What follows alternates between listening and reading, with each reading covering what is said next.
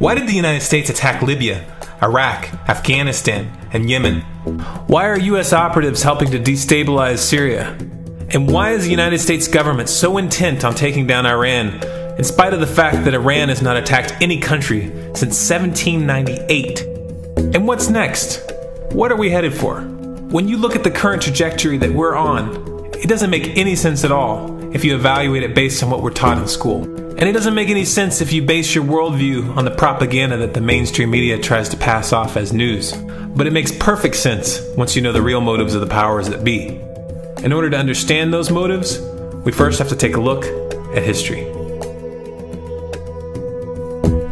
In 1945, the Bretton Woods Agreement established the dollar as the world reserve currency, which meant that international commodities were priced in dollars. The agreement, which gave the United States a distinct financial advantage, was made under the condition that those dollars would remain redeemable for gold at a consistent rate of $35 per ounce. The United States promised not to print very much money, but this was on the honor system, because the Federal Reserve refused to allow any audits or supervision of its printing presses. In the years leading up to 1970, expenditures in the Vietnam War made it clear to many countries that the U.S. was printing far more money than it had in gold. And in response, they began to ask for their gold back. This, of course, set off a rapid decline in the value of the dollar. The situation climaxed in 1971 when France attempted to withdraw its gold and Nixon refused. On August 15th, he made the following announcement. I have directed the Secretary of the Treasury to take the action necessary to defend the dollar against the speculators. I have directed Secretary Connally to suspend temporarily the convertibility of the dollar into gold or other reserve assets, except in amounts and conditions determined to be in the interest of monetary stability and in the best interest of the United States. This was obviously not a temporary suspension, as he claimed, but rather a permanent default. And for the rest of the world who had entrusted the United States with their gold, it was outright theft. In 1973, President Nixon asked King Faisal of Saudi Arabia to accept only US dollars as payment for oil and to invest any excess profits in US Treasury bonds, notes, and bills. In return, Nixon offered military protection for Saudi oil fields. The same offer was extended to each of the world's key oil-producing countries, and by 1975, every member of OPEC had agreed to only sell their oil in US dollars. The act of moving the dollar off of gold and tying it to foreign oil instantly forced every oil-importing country in the world to start maintaining a constant supply of Federal Reserve paper. And in order to get that paper, they would have to send real physical goods to America. This was the birth of the petrodollar. Paper went out, everything America needed came in, and the United States got very, very rich as a result.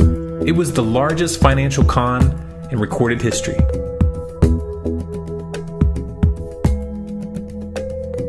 The arms race of the Cold War was a game of poker. Military expenditures were the chips, and the US had an endless supply of chips. With the petrodollar under its belt, it was able to raise the stakes higher and higher, outspending every other country on the planet, until eventually US military expenditures surpassed that of all other nations in the world combined. The Soviet Union never had a chance. The collapse of the communist bloc in 1991 removed the last counterbalance to American military might. The United States was now an undisputed superpower with no rival.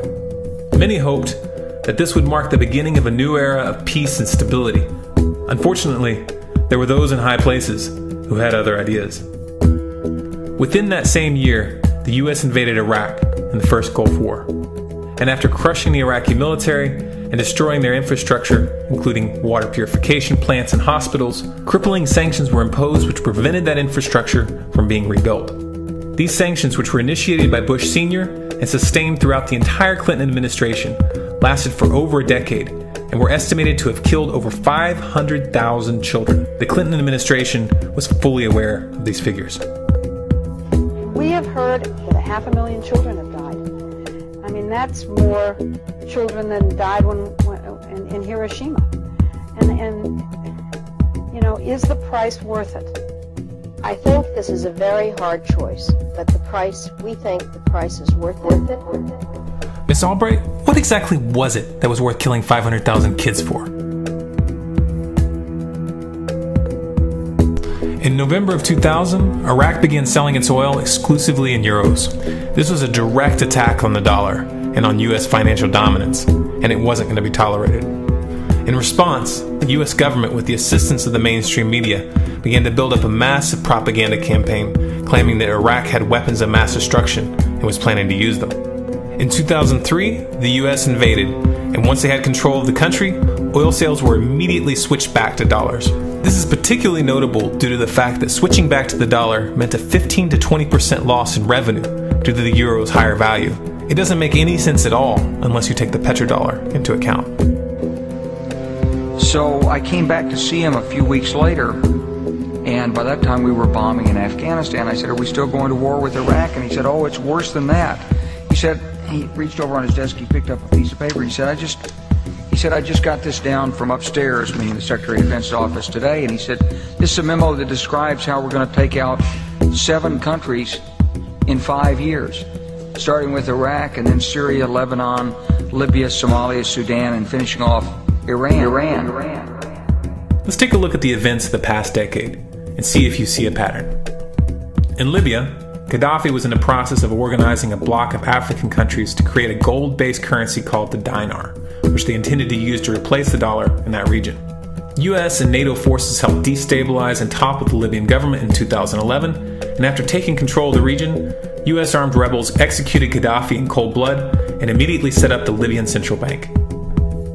Iran has been actively campaigning to pull oil sales off of the dollar for some time now, and it has recently secured agreements to begin trading its oil in exchange for gold.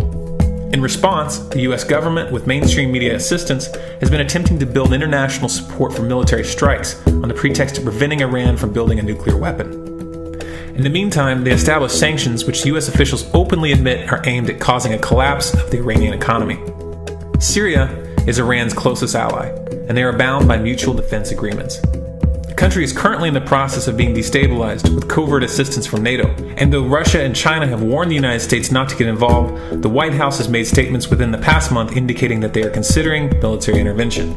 It should be clear that military intervention in Syria and Iran isn't being considered. It's a foregone conclusion, just as it was in Iraq and Libya. The US is actively working to create the context which gives them the diplomatic cover to do what they already have planned. The motive for these invasions and covert actions becomes clear when we look at them in their full context and connect the dots. Those who control the United States understand that even if a few countries begin to sell their oil in another currency, it will set off a chain reaction and the dollar will collapse. They understand that there is absolutely nothing else holding up the value of the dollar at this point, and so does the rest of the world. But rather than accepting the fact that the dollar is nearing the end of its lifespan, the powers that be have made a calculated gambit. They have decided to use the brute force of the US military to crush each and every resistant state in the Middle East and Africa. That in itself would be bad enough, but what you need to understand is that this is not going to end with Iran. China and Russia have stated publicly, and on no uncertain terms, that they will not tolerate an attack on Iran or Syria. Iran is one of their key allies, one of the last independent oil producers in the region, and they understand that if Iran falls, then they will have no way to escape the dollar without going to war. And yet the United States is pushing forward in spite of the warnings. What we are witnessing here is a trajectory that leads straight to the unthinkable. It's a trajectory that was mapped out years ago in full awareness of the human consequences. But who was it that put us on this course? What kind of psychopath is willing to intentionally set off a global conflict that will lead to millions of deaths just to protect the value of a paper currency? It obviously isn't the president. The decision to invade Libya, Syria, and Iran was made long before Obama had risen to the national spotlight. And yet, he's carrying out his duty just like the puppets that preceded him. So who is it that pulls the strings? Often the best answer to questions like this are found by asking another question. Qui bono? Who benefits? Obviously, those who have the power to print the dollar out of thin air have the most to lose if the dollar were to fall. And since 1913, that power has been held by the Federal Reserve. The Federal Reserve is a private entity owned by a conglomerate of the most powerful banks in the world. And the men who control those banks are the ones who pull the strings. To them, this is just a game. Your life and the lives of those you love are just pawns on their chessboard. And like a spoiled 4-year-old who tips the board onto the floor when they start to lose, the powers that be are willing to start World War III to keep control of the global financial system. Remember that when these wars extend and accelerate. Remember that when your son or your neighbor's son comes back home in a flag-draped coffin. Remember that when they point the finger at the new boogeyman, because the madmen who are running this show will take this as far as you allow them to. So how much time do we have left? It's a question I hear constantly, but it's the wrong question. Asking how much time we have left is a passive posture. It's the attitude of a prisoner who's waiting to be taken out to a ditch and shot in the back of the head. What are our chances? Can we change course? Also the wrong question. The odds don't matter anymore. If you understand what we're facing, then you have a moral responsibility to do everything in your power to alter the course that we're on, regardless of the odds. It's only when you stop basing your involvement on the chances of success that success actually becomes possible. To strip the ill-begotten power from the financial elites and to bring these criminal cartels to justice will require nothing less than a revolution. The government is not going to save us. The government is completely infiltrated and corrupt to the core. Looking to them for a solution at this point is utterly naive. There are 3 stages of revolution, and they are sequential. Stage 1 is already underway. Stage 1 is the ideological resistance. In this stage, we have to actively work to wake up as many people as possible about what is happening and the direction we're headed. All revolutions originate from a shift in the mindset of the population, and no other meaningful resistance is possible without it. Success in this stage of the game can be measured by the contagion of ideas. When an idea reaches critical mass, it begins to spread on its own and seeps into all levels of society. In order to achieve that contagion, we need more people in this fight. We need more people speaking out, making videos, writing articles, getting this information onto the national and international stage. And we especially need to reach the police and the military. Stage 2 is civil disobedience, also known as nonviolent resistance. In this stage, you put your money where your mouth is, or more accurately, you withhold your money and your obedience from the government, and you do everything in your power to bring the gears of the state to a halt. Practiced in mass, this method alone is often enough to bring a regime to its knees. However, if you fail at this stage, Stage 3 is inevitable. Stage 3 is direct physical resistance. Direct physical resistance is the last resort, and it should be avoided and delayed as long as possible, and it should only be invoked after all other options have been thoroughly exhausted. There are those who talk tough and claim that they will resist when the time comes, but what those people fail to realize is that if you are inactive during the first 2 stages and save your efforts for the last resistance, then you will fail. When the Nazis were moving door to door, dragging people out of their homes in Germany, that was the time to fight back physically. But due to the lack of ideological resistance and civil disobedience leading up to that moment, even an armed uprising would have likely failed at that point.